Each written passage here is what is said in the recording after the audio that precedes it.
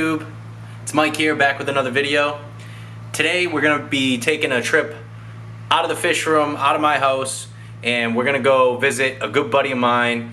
And he's got his own YouTube channel. He's got a great Instagram page as well, and I want you guys to check him out. So it's going to be my first time getting to really see everything that he's got. He's taken me on a few little tours, but I've never really got to see everything.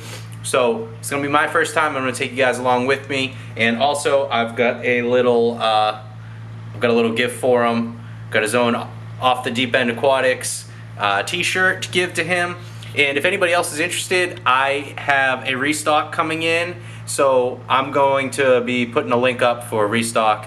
And I got a few different colors coming out of shirts too, so if you guys want one, hit me up and I will get you guys one. All right, but for now, let's take off. We're gonna go to his house and we're gonna check it out.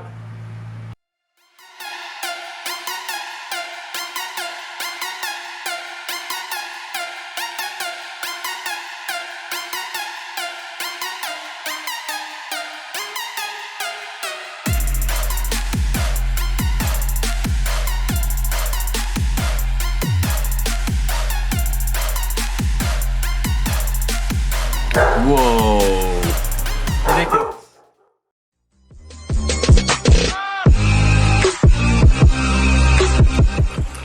Alright guys, so we are here with Brendan from Bcooks Exotics and What's a buddy of mine here. So why don't you tell us a little bit about like stuff that you like keeping. I know you keep a lot of different stuff, yeah, all so over the place. Start with maybe like one of your favorite things to keep, and then you know. Something I will always have my whole entire life is going to be planted aquariums. It's just going to be something that's pretty much what got me into the whole hobby. Was my first a 10-gallon tank. It was a couple live plants, couple plants that weren't even aquatic that I know now, obviously. But that's something I will just always have in my life. If I ever was put to like the spot, had to just choose one thing, it would be a planted aquascape all day. But since I got multiple tanks, I don't really do aquascapes now. I gotta do more of like the jungle setups, just because I'm not gonna be trimming all these plants and stuff like that all the time. It's just, I don't really care. These tanks are more for keeping stuff, more breeding now, stuff like that, more purpose tanks instead of more of a, hey, this is my ability, this is my skill kind of, you know, and then you see it that way. You kind of see it now through the actual fish breeding and stuff like that. I mean, same thing with reptiles. I mean, reptiles are great and all, but that is still a secondary thing to me. The plants and stuff, that's still a secondary thing. Fish, though, freshwater systems are just Still a fish keeper. All day. Still a fish keeper. All day, and it'll never change. All right, so I wanna show them like what it's like walking into your. All right, because I've seen a lot of his stuff, but I didn't really know what it was like to like walk in. Oh. Got the dogs going, but okay, so we're gonna do this like walking in with Brendan here. All right, you want to see it? All right. Whoa. Ridiculous. Just crazy. Absolutely ridiculous. Something that you don't generally would think would be in somebody's bedroom, but I mean at the same time you got to start a business somewhere. So that's basically what it's. 360, guys. 360. Floor to ceiling, every floor, besides the where the bed is, obviously. We even got in the closet the roach colonies, which is kind of crazy. But yes. We got stuff everywhere, so it's every rack's pretty much broken down somewhat. It was supposed to be like mainly over here. This is all going to change out to pretty much reptile racking systems. I'm going to either make my own cages or do the Vision cages. But the Vision's a lot of money. I really should just look into making my own. Definitely something that I should do. And then every system right now is freshwater systems, no brackish. No salt water right now. I'm going to be doing salt water. I got a 60-gallon cube on deck ready to go. It's just, as you guys can see, I don't really have the space right now. So, and kind of I got a lot of investments into a lot of freshwater breeding projects. A lot of kind of higher end plants that I'm going to grow and propagate, which you guys will see later as well if you guys make it through this video. But reefing, I am going to get into it, but get back into it, I should say. It's been like a year and a half. It's been the longest time actually in my life. My dad always had saltwater systems, so it's been the longest time in my life that I've ever actually not had a reef. So it's been a little weird, and I only got rid of it because I dormed a year at school and stuff like that, but whatever. And now I'm full blown kind of going into this. I got another decent job and stuff, so doing a lot of investments into this stuff right now. So you guys will kind of see what it all is. So. All right. So where do you want to start? You know, you guys might as well start with the fish. So sounds good. Over here, it's pretty much a whole rack of pretty much 10-gallon systems. On the bottom is my axolotls. 20 long? Yeah, 20 long. Okay. All the systems here are 20 longs, 10 gallons, and then the 129 for aquariums. Down there is a pair of golden albino axolotls. Those are courtesy of my boy Pete Bassett. He's probably going to watch this video. So he does a lot of kind of shoe stuff. So you guys should hop over to his channel and peep him. But he ended up giving me these guys just because he ended up having to downsize some systems. What was his channel again? I don't know what his actual channel is. All right, we'll throw it in here. We'll put it on the description. It's some like shoe. He does a lot of shoe, kind of higher end clothing and stuff like that. So kind of not really related to this stuff, but still cool, evidently. So in here, you guys can see the pair of the golden albino axolotls. They live in there with the rosy red minnows. Typically, fish isn't recommended to be added with our axolotls. Why is that? Because they eat them, obviously. Okay. But in this situation, we add the fish. That way, they do have pretty much an endless food source. Feeder fish isn't generally something I do recommend people generally do. The reason behind that, yeah, exactly. Parasites is just something you never really want to be kind of moving on to fish, but that's something that generally happens is fish to fish. This is fish to an amphibian. This is something that naturally is adapted to eating fish, and usually because they are slower moving animals, they're eating the fish that are sick, are wounded, are on the bottom. They're not eating the healthiest ones kind of going around. So they are more adapted for this given situation. And I feed the fish generally frozen foods, higher end flakes, pellets, New Life Spectrum, Omega-1, North Fin, kind of that kind of stuff. So it's a lot more decent nutrition going to them. And then that way, anyone that knows when you guys keep multiple axolotls, they're always going to be biting on each other just because they're just an endless food pit. So instead of having to feed them all the time, I just keep these guys in there and they just plow them down pretty much endlessly, and then you don't really have issues with them going at their feet. As you guys can see, all their feet are there, all their toes are there, and all their gills are there. So, and that is all because of them having an endless food source. So hopefully I should have babies out of this pair. I haven't had any yet, but I'm going on a year of them being with me. They're finally getting some size to them. So the female you can see to the left, the boy to the right. The boy you can tell is skinnier, but yeah, he's a little smaller. Yeah, yep. Exactly. The female you can tell is real fat. Where it's warming up, where it's coming into summertime now and stuff, she should be dropping some, but I got to be quick on to getting them because I feel like all the minnows would eat them up if I don't hop on them. So yeah, plants in there going wild. We got Rickia fluvens, we got Salvia natans, we got Java fern, Trident, which is one of my favorite variants. We got bamboo sticking out, Lucky Bamboo, which everyone loves bamboo. It's tall, yeah. Into aquariums, but you can't submerge it. You can put the root, you can put like the first, foot of it in there if it's a good size piece. But that's pretty much all you want to do. Those pieces have had going for a while, so they're doing real well. But yeah, we did that with my wife's tank with the bamboo. We put it into, it just wasn't tall enough for the tank. Yeah, and it dies off slowly. But I guess we can move up here to this system. Okay. So we can start moving into the 10s. This is pretty much, all these systems are pretty much going to be breeding systems. In here is just a pair of Dumbo. They were just sold as Dumbo guppies. I don't know if it's like a Dumbo there it is. Tuxedo variant or anything like that. That's the female. The boy is in the back. She ready to eat. The boy is much more prominent. With the side fins. These were the nicest ones. These are courtesy of my boy Nick. She's nice. Aesthetics. Okay, yep. Yeah, definitely. She's definitely still a nice guppy. You can see the pectorals still, but the boy's just going to town on that back film allergy. But I don't know if you can see that, but a little bit. Yep.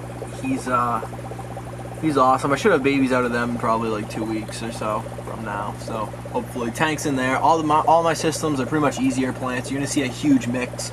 We can break it down at the end, but I'm not gonna break it down each tank because that's a lot. There's no point because it's each species. So okay. In here there's a trio of Killifish, Gardneri. There's the 2 girls and a boy. The girl right now, the boy got a little rough with her during the spawning, bit the top of her head, so you can see it's got a little bit of the slime coat, a little slime coat damage, but with water changes they get a massively varied diet, so there's really not going to be an issue. So that'll clear up. You can still see the other girl right there. Yep. They're gonna spawn. They spawn literally every single day, non-stop. Oh, we can see this Guppy actually. He's up front now. Yeah, I don't know if we can see. Yeah, they're a nice pair, man. Yeah, he's nice. His side fins. He's nice. So, and then I'm really gonna be picky with them. I'm only gonna keep the ones that are pretty much have the biggest and darkest side fins. So. Yep. Gotcha. And then we're really gonna do that. But these guys, I have 2.5 gallon tanks up here, but that's gonna be. I'll show you guys in a second. Okay. About those. So last 10 here, or on this rack. This 10, there's a female. It's a Czech mosaic. Galaxy Guppy. I lost the male, unfortunately. She was living with one of the female bettas. She ended up having 1 batch of babies. You can see one of the babies right there. Ended up being her daughter, so we got 2 girls. She hasn't had another batch yet, which is very weird because everyone knows with live bearers they can have up to like 4 or 5 batches off of just 1 fertilization. So it doesn't make really all too much sense that she's only had the 1 and hasn't really done much else. But she's in here now with some Adolphi cories. I saw them, yeah. I don't know if we can really see any. Oh, we can. There's one of them. Yeah, on that side. But so nothing in here that'll eat the babies. It's another grow out that I want to breed once they get to proper size. This tank's awesome. This tank is my my red koi tuxedo guppies, one of my favorite morphs. My boy is over with my zebra plecos, which you guys will see in a second. But the female has dropped now 2 batches of babies. You can see the dates of the, the births right here. So the first batch is getting some serious size, really starting to actually look like guppies. You can see there's a girl, there's a boy. There's some really tiny ones in there. You sure you can get more? Yeah, that's still 519. Okay, yeah, that's gotcha. the 519s. So that's the 519s. Yeah, this is awesome. So, but I love that. So I'm gonna be doing a giveaway on my Instagram, Bcooks Exotics. Once I hit, I'm thinking 3,500 followers. I've never really shipped fish or anything like that, so it's gonna be like kind of a trial thing. You guys aren't gonna have to pay for anything. I'll do shipping costs and all that stuff. Yeah, you guys. But we'll do something. I'm gonna do probably a pair of these guys or a trio to someone. So. Awesome, guys. Yeah, so be on the lookout for that giveaway. We'll do something. So again, the Instagram's Bcooks Exotics. So get that to 3,500 followers, and I'll be doing something. I'll put it up on the screen. I'll also put it in the description. That's awesome. So in here, these are courtesy of Ned's Fish Factory. He actually gave me the 4 of these guys, which is awesome. These are red light ghost killifish. It's another group that I have spawning. They're always spawning in that Java moss right there. You can see the female. The boys are super skittish, but a beautiful fish. The females aren't scared of anything. I think they know that they're ugly, brown, you can't see them, so they just chill. The boys have more of orange, more fins, so they kind of dip out pretty quick. Same thing with the Gardner eye. Like we're not even gonna see them this whole thing. So it is what it is. And then there's Conai cories in there. They're wild caught. I can see one. Right they're another super skittish fish. I've only had them for probably about a month and a half now. So that might be one of my favorite cory cats there. They're awesome. Yeah, dude, they're stunning. The spots. Yeah, it's ridiculous. And then over here, it's all bettas. It's all female bettas. I got a couple Dumbo fins just because it's one of my favorite variants. Yeah, I'll get to the side here. Yeah, that works. That one's one of my newer ones, so I got her with a group of Ember Tetras. All the other ones have been alone for pretty much their whole life, so I'm not gonna dare put them with anything small in small systems like this, just because it's gonna be very unfortunate situation at the end. But this female here is ready to breed. Anyone that knows about breeding bettas, they're pretty much ready. I've had her next to a male here for quite a long time now, so she's got the horizontal breeding bands going. And then, so I have the male in a 5-gallon tank, pretty much just kind of getting him situated in there, and I'm going to be moving her over to prepare that spawn, which that'll be really cool. Yeah, so.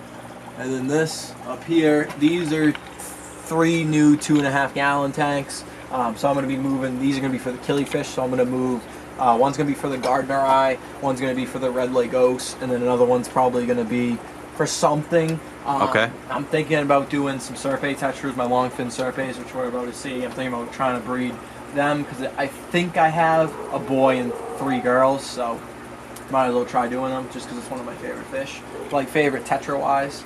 So for kind of a bread and butter fish. Over here we got something really cool. It's one of my favorite animals. I don't know if we're actually gonna see it, but oh, we can. Yeah, give me a second. Well, I can't pull it out, but well, I'm not gonna pull it out, but we're gonna get him to go forward. My little homeboy.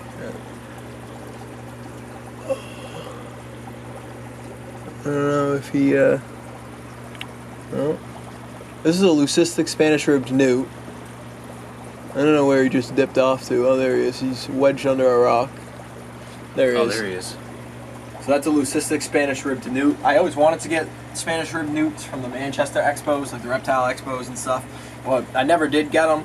But a local shop that I no longer really go to ended up having them. So, and for a pretty decent price. And I love white, black animals, as you guys are going to see throughout this whole room tour, or collection tour, I should say. You're going to see kind of a lot of preference. Black, white, kind of. I like very clean looking animals. So you guys are kind of going to see that throughout this duration. But yeah, that's why I ended up getting him, and it turned out to be one of my favorite animals, safe to say. So moving on to now this rack. This rack pretty much is primarily mainly my frogs. Frog terrariums, and then there's also 10-gallon tanks. We'll get to the terrariums in a second. I'm going to break down all the aquariums in this room first. So right here is all my glow bettas. Glow bettas, you know, glowfish I hate, but it is what it is. But bettas I love, and then the fact that they're actually kind of a cool little fish. Like, you can have 3 of them in a 10-gallon tank and not feel bad about it. I think they're cool. But you can't really have like 8 skirt tetras in here or 8 danios, and then, absolutely like, not. It's not okay. Like, you gotta dedicate like a 20-gallon tank to them. It's just something I'm personally not going to do. I don't like the look of the fish. I don't like the look of them when they're glowing or anything. Bettas, I have quite a collection of them anyways, so, and they're cool anyways, the fact that they do glow like that. The boy especially is very nice. The fact that he actually still has red on him, and just, bettas are an awesome fish, so like, why the hell not? But these guys, I do want to spawn. I know it's pretty much illegal to breed them and sell them, but I do want to spawn them, which will be really cool, because I think if they do have fertile babies, the bubble nest, once it has the eggs in it, might glow green. So that'll be really cool. The females are almost ready to go, which that'll be really cool if that does take place. It'll just look like an alien bubble nest. It'll just look awesome. I'm not going to go through with breeding them or anything like that. I just want to see the bubble nest. Yeah, right. See the bubble nest with eggs in it, which will be cool. So in here, in the next tank, is pretty much a pride and joy tank. This is the home of my small colony of baby zebra plecos. This is epic. Oh wow, yeah. There we go. So there we can see, kind of. Yep. Let's get them under the light. There you go. But so that's a future breeding project. So I got a small group of them. That's a sick project. They're doing their thing. It was quite an investment. I bet. But, you know, whatever. If something goes wrong that everyone gets to see, I'm out a lot of money. I'll be very frustrated. But it's not really the money at the end of the day. It's still the fact that I've wanted these things, you know, since I've known of their existence. So it makes sense to be mad if they were to die. So, like, I'd be mad if this betta died. I'd be mad if a glow betta died. It doesn't really matter. So, you know. And then that's my male. Dumbo. So I'm gonna breed him with that girl that's ready to go. So I just need to throw a heater in there. I want to throw some bay leaves in there. Throw a heater in there. I'm gonna get it to like 85. So beautiful. Yep. In here is eventually just gonna be a breeding tank. However, I live on a well, so I can't keep neocardinia shrimp in my well at all. So my whole life, I've never thought to try cardinia shrimp. So I threw in a little crystal shrimp, a little black crystal. You can see the reflection of it on the glass. That's what's in there. So far, he's doing well. If it was at Neo, it would have already been dead. It would have been dead a week ago. So something about the water. Like, yeah, I don't know the exact parameters. I don't really care to right now. Once I have a reef and then I'm doing ROD eye water again, I'm gonna get into actual adding the minerals, and I really want to play with cardinal shrimp and like the Swahili shrimp and that kind of stuff. So I really want to do that. But once I get into that, I'm gonna do the reefing too at the same time. So that's still a way out project. So right now he's doing fine. So I'm gonna get a couple more. Hopefully they'll do well. So whatever. I know they want like completely opposite care from Neo Cardenias. So hopefully whatever, it works. In here, this is a mix of reptiles and fish. This is a medium extra tall paludarium exoterra. I love these. They're awesome. They're super cool. This is pretty much a paludarium. Well, it's not pretty much a paludarium. It is a paludarium.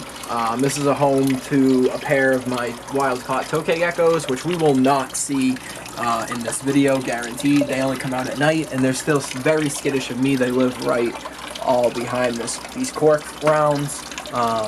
But for fish-wise in here, there is 12 emerald eye rasboras, which I know the glare is going to be really bad. But they're all right there. There's some Lima live bearers in here, which I've bred as well.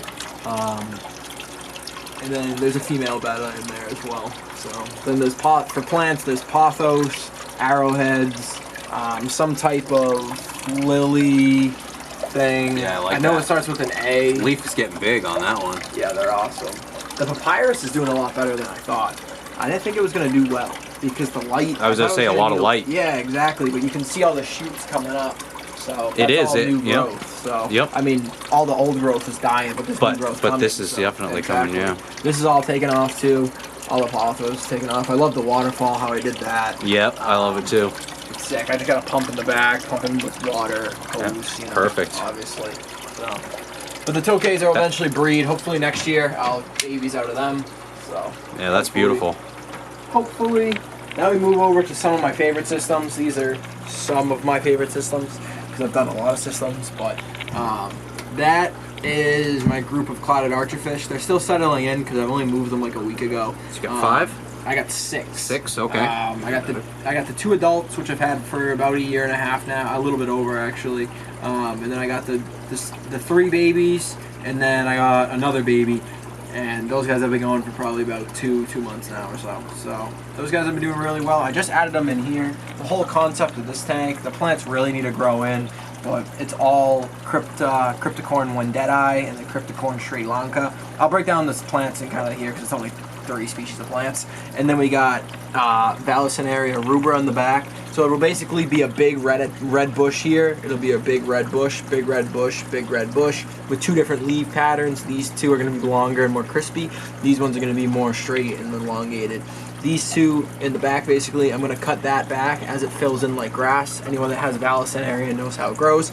But rubra gets red at the tips. So it's basically going to be red. It's going to be all like a dark red, and then we're going to have the green and then the red tips. It's going to look stunning. I need to get backgrounds on all these tanks still. This room tour was a little unplanned, so yeah, I just showed up. Yeah, facts. So I'm glad you did those. But anyways, so that's going to be that tank. Awesome fish. They need to settle in more. I'm going to do some albino Polypterus Senegalis in here. I'm going to do like 2 or 3 of them, something on the bottom. Then I'm going to have these guys up top once they settle in. And then the whole point is when we add crickets, the crickets are going to be on the top. They're going to climb, which they do. I'm just out of crickets, or I'd show you guys. I got to pick some up in the next couple days. But they climb up there, and then those guys shoot them. They jump at them. Yep, it's awesome perfect setup. It's so dope. Yeah. So look, he's already looking. All right. Oh, he's awesome. So evidently we're going to move down right underneath them to another 20 long. This system has quite a bit more plants, a lot more plants actually. Started from left to right, we'll do Cryptowendeti red, we got Parva, we got a small Reuben sword, Rotala rotundifolia, we got Rubra sword in the back, we got another crypt, we got some Java moss doing its thing, we got some Anubias, true Anubias Nana, and then we got Anubias Nana Petite, which is they're 2 different. People don't realize that. And then we got Barteri all the way to the right. But this tank's really cool. You can actually see it's home to 2 of my Mirius puffers, also known as the potato puffer. One of the coolest puffers, in my opinion. You can see there's the one out right there. But the coolest thing with them is they actually bury in the sand, which you can see right there. I didn't even see him. You can see he's buried right there. So, super awesome dudes. Highly predatory. I'd like to breed them one day. Yeah, these guys are vicious. I need to get quite a collection of them, but I only got the 2 now. Some people I know keep them together, but I'd only attempt that once I have like 6 to 8 of them. I would say a lot more. Yep. Yeah, definitely more than 2, especially with the size difference now. But they're awesome. This tank, his side has quite a bit more kind of higher end plants, Bucephalandras. We got Pogostemon, we got Vesuvius sword, we got Spiralis, we got Crinum calamastratum. We got a lot more stuff going on. But so sick. Love the puffers, man. Yeah, puffers are awesome. Going to puffers again. I guess we can bring it up here. We'll bring it up here to another 20 long. This 20 long plant wise is a lot kind of lesser. It needs to grow in a lot more. It's only been like 2 weeks of growth. So we got a lot of Monia gracilis, and then we have willow hygrophilia. So it's going to be a lot of red and green kind of in the back, which will be really cool. This tank is more of like a kind of a river system, I'd say. A lot more current with the power head hidden to the left. Kind of the big stones, stuff like that. A lot of water movement.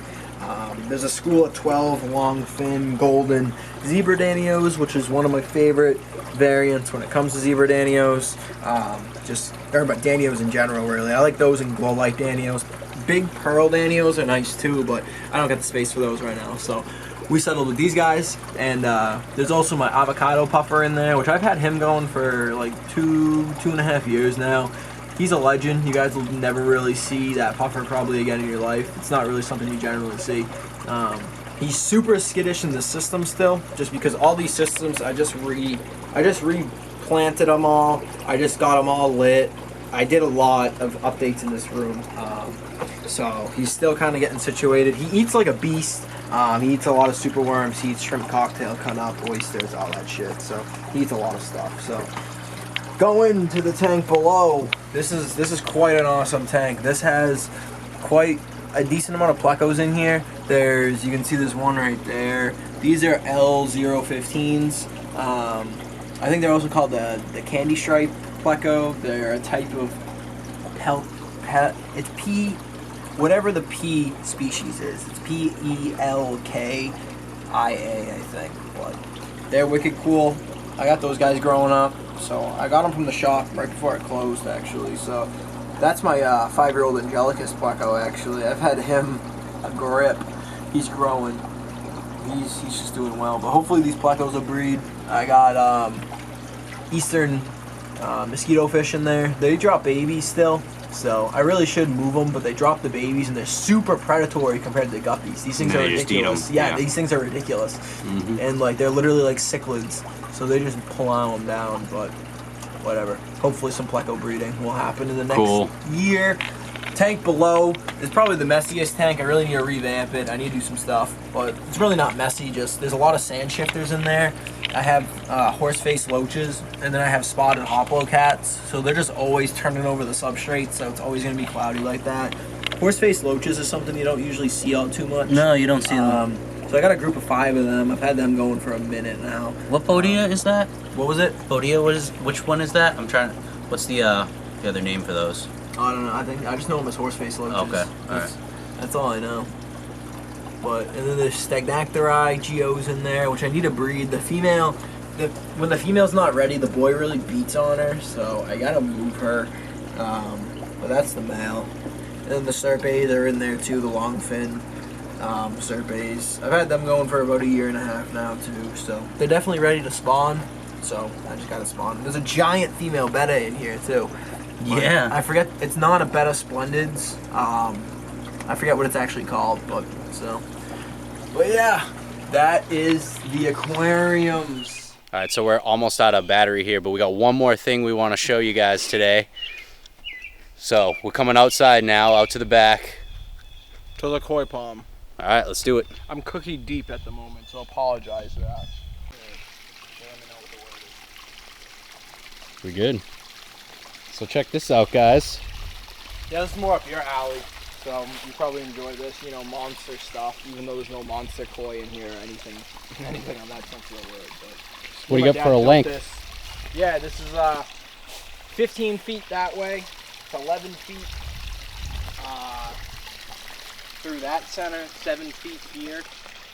It goes through an inclining dip here, pretty much here, so that way I can get all the plant. And over there, it's almost 5 feet deep in the middle, with a 3 feet circumference, diameter, I mean. So it's deep. Yeah, it's got some depth. There's probably 20, 24 fish in there, something like that. Most of them are goldfish.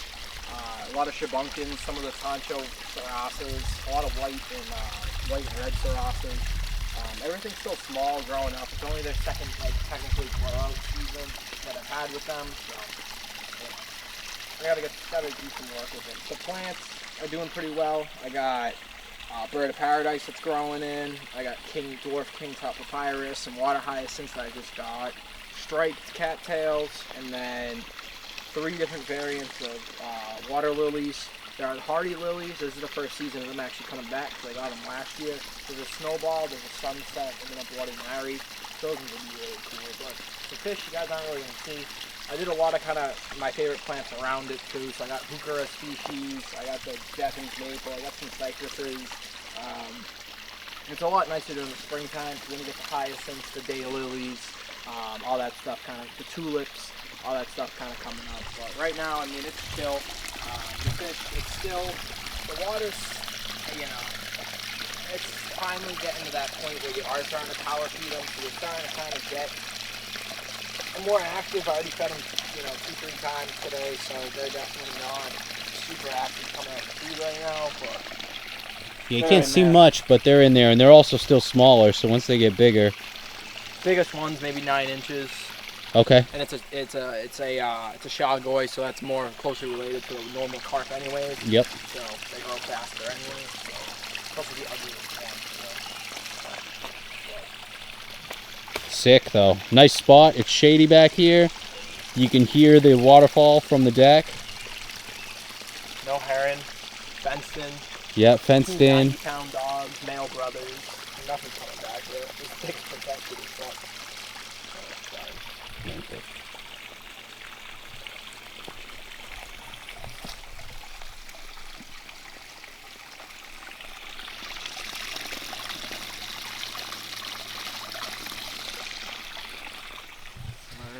All right, guys. Well, that is a tour. Thank you, Brendan. Appreciate it. This was awesome.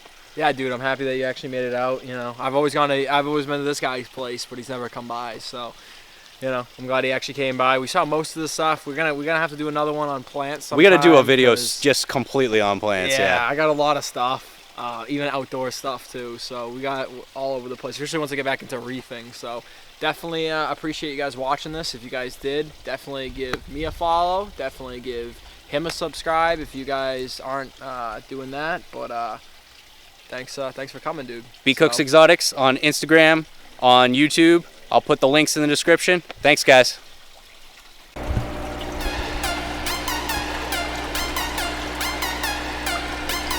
All right. Right there, I got a yellow belly